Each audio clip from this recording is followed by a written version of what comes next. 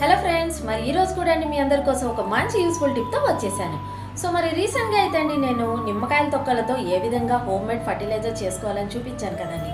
So అదే విధంగా ఇంకొక మంచి ఐటెంతో కూడా చాలా పోషకాలు గల ఒక హోమ్ మేడ్ ఫర్టిలైజర్ అనేది ఇప్పుడు చూద్దాము. సో మరి మీ మొక్కలు కూడా అండి చాలా చక్కగా పువ్వులు పూస్తాయి, చాలా చక్కగా ఎదుగుతాయి కూడా, చాలా పచ్చగా కూడా ఉంటాయి. ఒక్కసారి ఆ టిప్ అనేది ఏంటనేది ఇప్పుడు మనం చూద్దాం. ఎంత అందంగా ఉన్నాయి కదండి మా రోజా పువ్వులు. మరి ఇటువంటి పువ్వులు పూస్తే అందరికీ ఆనందమే కదండి. మరి ఈ వింటర్ సీజన్లో అయితే అండి చాలా చక్కగా పువ్వులు పూస్తున్నాయి. ఆల్రెడీ నేను ఇంతకుముందు మీకు ఒక ఫర్టిలైజర్ చెప్పాను కదండి, నిమ్మకాయ తొక్కలతో హోమ్ మేడ్ ఫర్టిలైజర్ ఒకటి, ఇప్పుడు ఇంకొకటి అయితే చెప్తానండి. సో జనరల్గా అయితే అండి మనము ఎగ్స్ యూజ్ చేస్తూ ఉంటాం కదా. నేనైతే అండి ఇంతకుముందు ఎగ్స్ యూజ్ చేశాక ఆమ్లెట్ కానీ ఫ్రై కానీ చేశాక ఈ ఎగ్ షెల్స్ ఉంటాయి కదండి, వాటిని అలానే పక్కన పెట్టేసి నేను నలిపేసి చెట్లలో అయితే వేసేదానండి. సో ఇక్కడ చూస్తున్నారు చూడండి, ఇక్కడ కనపడుతున్నాయి కూడా మట్టిలో.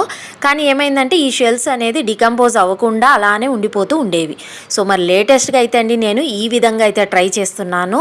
సో ఈ షెల్స్ అన్నీ మనము పక్కన చేర్చి పెట్టుకొని కొంచెం ఎక్కువ అయ్యాక బాగా ఈ విధంగా మిక్సీలో పౌడర్ కొట్టుకున్నామంటే ఈ పౌడర్ని మనము వాటర్లో కానీ లేదంటే మట్టి కొంచెము రూట్స్ దగ్గర తీసేసి దాంట్లో ఈ పౌడర్ పెట్టేసి మళ్ళీ మట్టి క్లోజ్ చేసి కానీ చెట్లకి యూజ్ చేసామంటే చాలా చక్కగా వస్తాయండి.